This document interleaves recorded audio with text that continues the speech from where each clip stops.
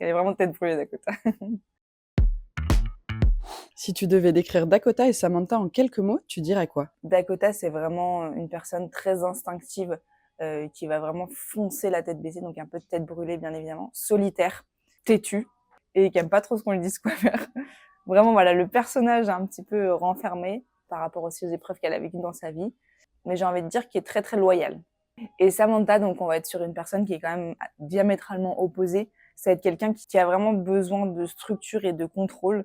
Donc pour elle, les chiffres, c'est un petit peu son quotidien et elle a besoin de ça pour être drivée. Donc c'est quand même quelqu'un aussi de solitaire, qui est assez famille et qui n'aime pas aussi devoir dépendre de quelqu'un d'autre pour sa réussite. Dakota et Samantha sont en opposition frontale dès le départ. Tu aimes les Enemies to Lovers? Pas du tout. Oui, franchement, j'adore. Parce que j'aime bien quand finalement les personnages, ils mettent un petit peu leur ego de côté et ils se rendent compte qu'en fait, depuis le début, bah, ils sont assez similaires d'une façon très différente, mais que bah, finalement, les opposés s'attirent et surtout se complètent. Plutôt team Dakota ou Samantha?